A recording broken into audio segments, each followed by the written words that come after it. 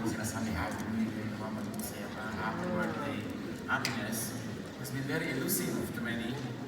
Kaya dapat we seek happiness and fulfillment, not sadness and frustration.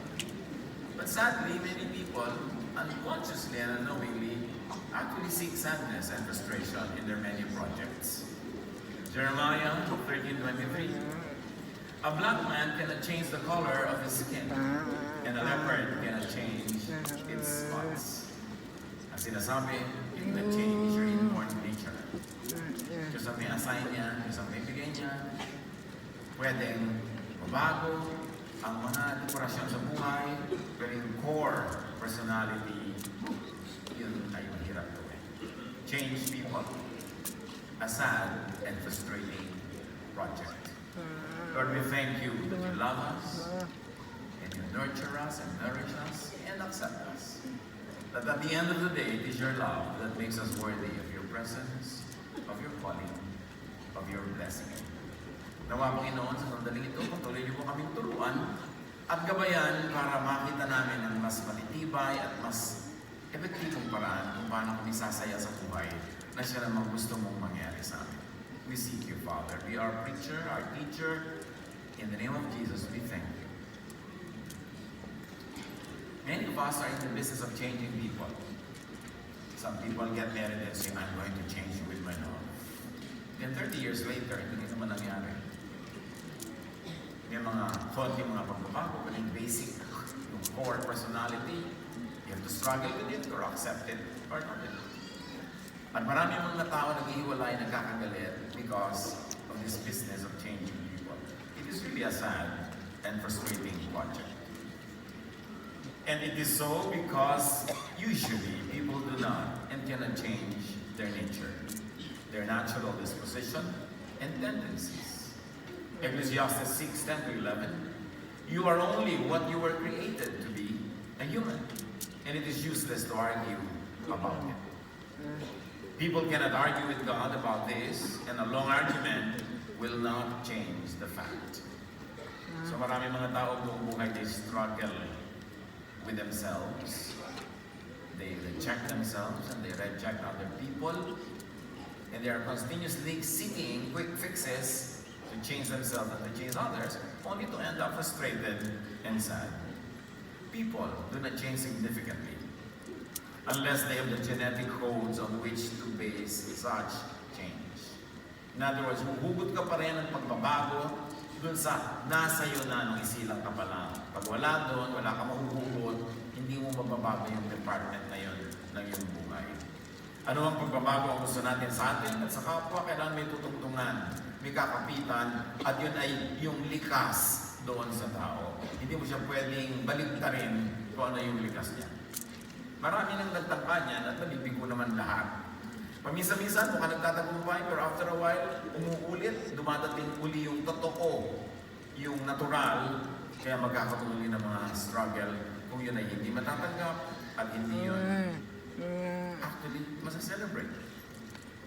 Ecclesiastes 7:13, look at what God has made. You cannot change a thing, even if you think it is wrong. Kahit hindi ka agad sa Diyos, kahit namamalian ka pa sa nakikita mo, kung Diyos ang may gawa, hindi mo yun mababago. So parents, yung ating project always want to change our children. Children wanting to change their parents. Brothers and sisters wanting to change one another. Mga magkakaibigan. Lagi nilang stress ang nangyayari dyan. At ang nagiging bunga, paghihiwa-hiwalay o pagkakasira ng samahan. Ecclesiastes 1:15, what is crooked cannot be straightened. What is lacking cannot be counted. So huwag mong labanan yung natural, yung likas yung nandyan. Dapat mo lamang siyang matutunan, tanggapin. At kung matututunan mo pa siyang kakitaan ng maganda, ng mahusay, ng kaibig-ibig, sasaya ka. You can't make somebody change. Changing a person requires coercion, or manipulation and intervention, or violation of the person's basic core. It will damage the relationship. Kahit sa church, the church is in the big business of changing everybody, So we're also in the big business of rejection, in the big business of kicking people out, in the big business of going underground, hiding our realities and our truths, because our truths will not be accepted by many, because the many will want, the mob will want to change us. So you observe manipulative parents, as early as possible, their children escape from them and from their presence. Yung mga sobrang mga domineering parents na kauna-unahan ginagawa ng mga anak, pagkaroon ng pakpak, lumilipad, palayo. And even if there seems to be a change, when we are manipulating and coercing people, it's really not a change. It is just a transition into another naturally designed other that has always been there but was only waiting for the right time for it to come out. Hindi pwedeng palabasin yung wala naman doon at hindi naman nagtatago doon noong kumain. Nandun na rin, kaya lumabas lang. Tulog lang at naghihintay ng tamang panahon para gumising. Hindi lahat pwedeng magbago the same way. We cannot all change the same way, the same direction, in the same trajectory because we are not all made the same. Hindi tayo kinrate na magkakamukha. We're all unique. Kahit ang ating mga fingerprints, unique, walang magkakamukha. At ngayon, the higher level of identifying individuality nasa mata, lalong mas precise, walang magkakamukha na mata. Kaya ngayon sa mga airport na sinisilip na mata. Hindi nilang fingerprint. Kasi mas nakita na nila na mas obvious doon ang pagkakaiba-iba natin. You could inspire, educate, support people to reform, to have some rearrangement of their behavior, but never be in the sad and frustrating business of changing people at their core. If you want some success in the changing business, change the object. Make it yourself. Change yourself. You will have better success then. Imbes ambisyonin mong baguhin ang kapwa para bumagay sa kagustuhan mo, baguhin mo ang iyong pananaw. Baguhin mo ang iyong sarili, baguhin mo yung ugali, mas malaki ang tagumpay. Kasi kung ang pagbabago ay nagmumula doon sa tao na babaguhin, mas nagtatagumpay yun. Kung ang pagbabago ay isang pasya ng taong dapat magbago o gusto magbago, mas nagtatagumpay yun. Kesa yung pagbabagong iginigiit, ibinipilit, ibinidiin sa ibang kapwa. Change your attitude towards others instead of changing them. Apply this in your family life. Apply this among your friends. Magkakaroon talaga ng peace on earth and goodwill to men when we work on changing ourselves instead of in changing the person next to us. And you can change only yourself. You cannot change others. But even then, you can change only yourself, but only up to a point. Up to a point allowed by your own nature. Kahit gusto mo baguhin yung nature mo na inborn, you have to live with it and die in it and with it. Hindi pwedeng gayahin ang iba. You can change only up to a point that you can conceive, that you can like, that you can imagine, that you can believe in. Pag hindi ka rin naniniwala na mababago mo yung sarili mo, kahit ano pang gawin sa'yo, hindi ka pa rin magbabago. Kailangan paniwalaan mo yun. Kasi pag nagbago na yung isip mo, doon susunod yung kanyang katawan. Pero hindi mo rin kaya yung baguhin ang iyong isip beyond what is really there naturally, na mukhang sa simula ay wala doon. Pero pagka nabigyan ng tamang nurture, tamang environment, tamang stimulus, lalabas at lalabas din yun. Pero kung wala yun doon sa simula, walang lalabas. Dapat natin tanggapin ang limitasyon ng mga pagbabagong pwedeng mangyari sa isang tao kahit sa ating sarili.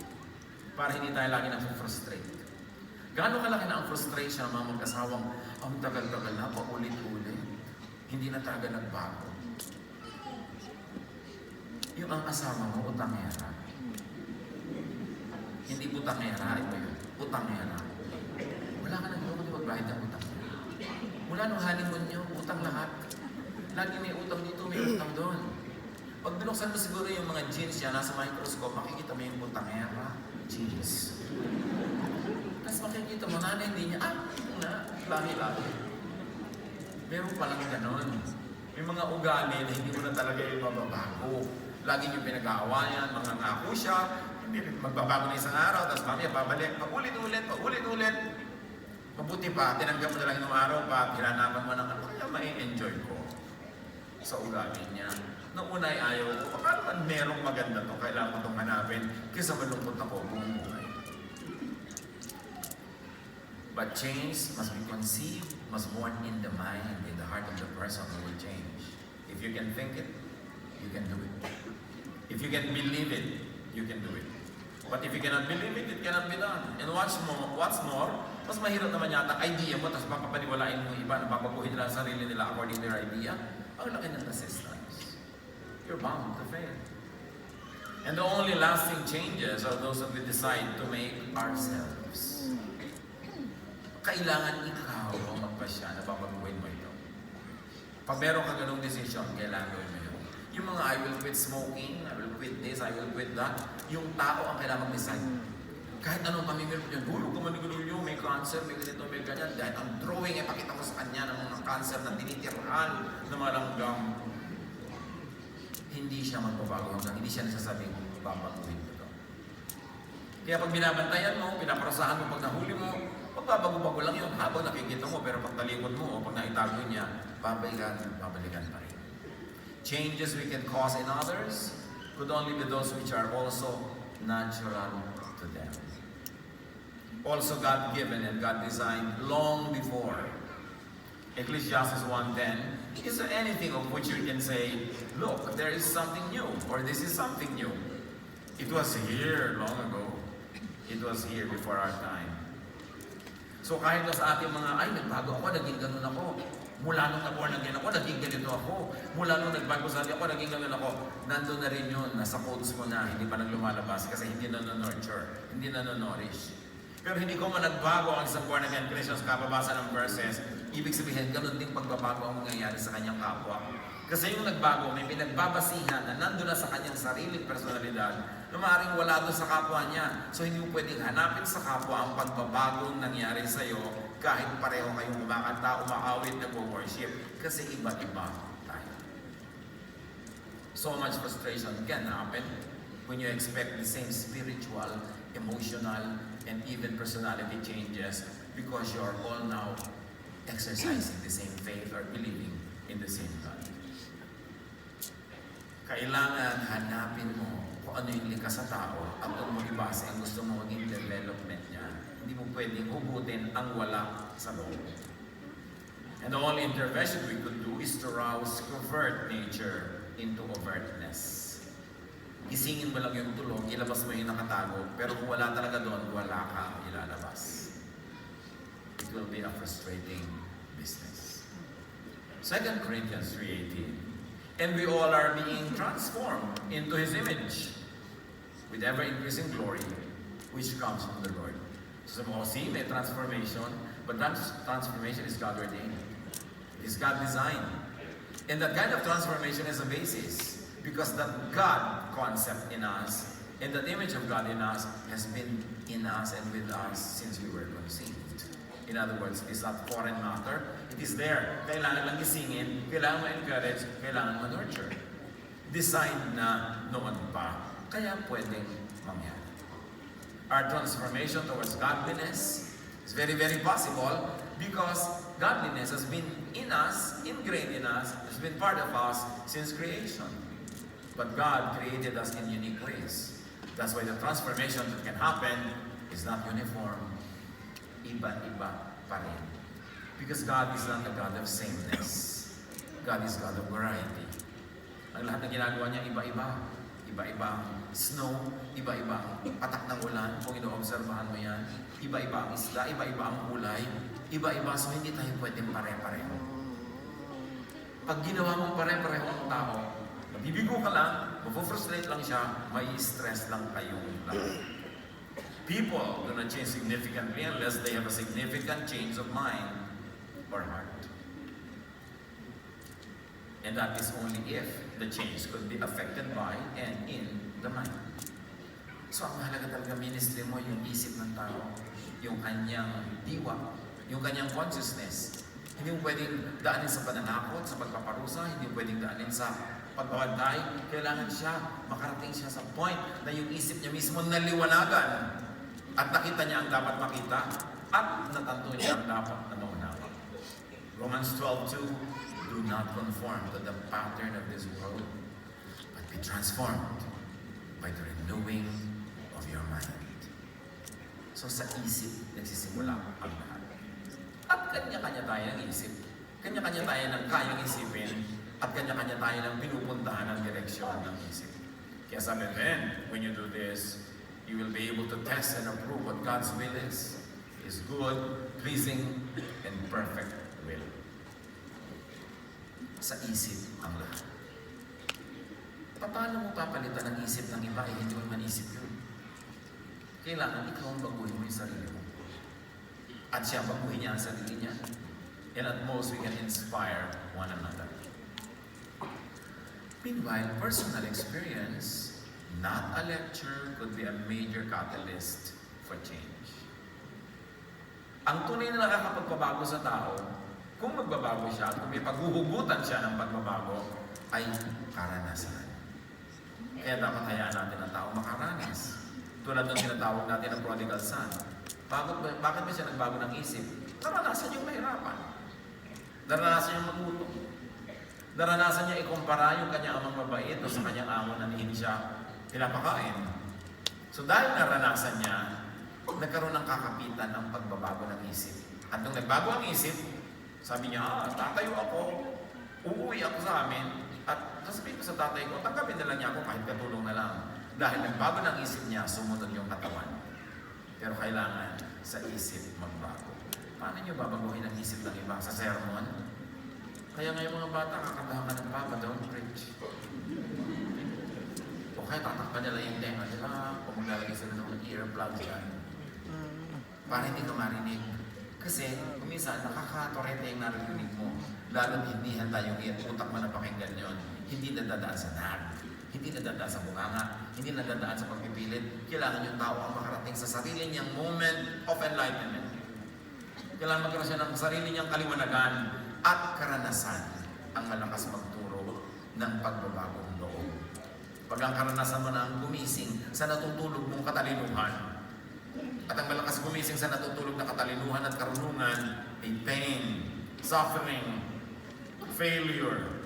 Kaya mga yon, hindi dapat negative ang tingin natin. When people go through pain because they did things, cause and effect, our prayer is that it will lead them to enlightenment.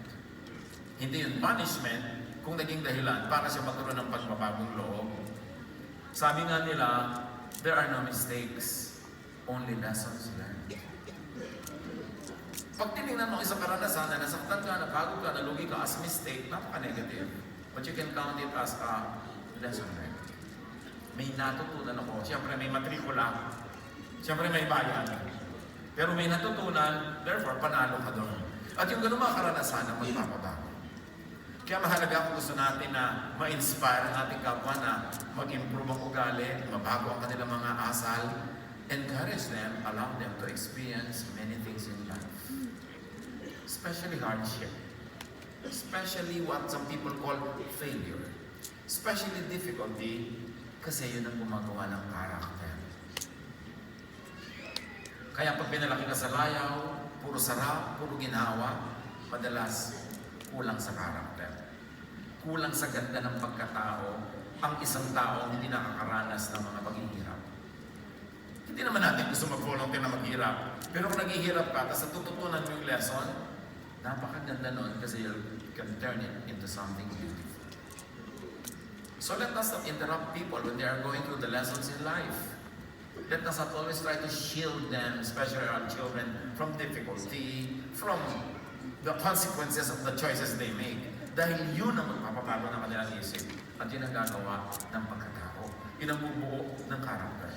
To be happy, do not change people. Instead, sabi ng 1 Thessalonians 5:14-15, be patient with everyone.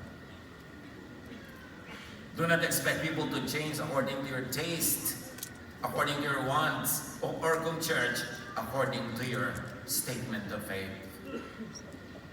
Yung church tuloy nagiging parang factory People come in as individuals and after 1 week, they're all uniform. Magkakamukha. Nawawala yung personalidad ng mga tao. Do not change people according to your doctrinal stand on things. Let the Lord finish the good work that the Lord has begun. Let the person go through experiences, and what you can do is to inspire, to assist, to help, but not to intervene.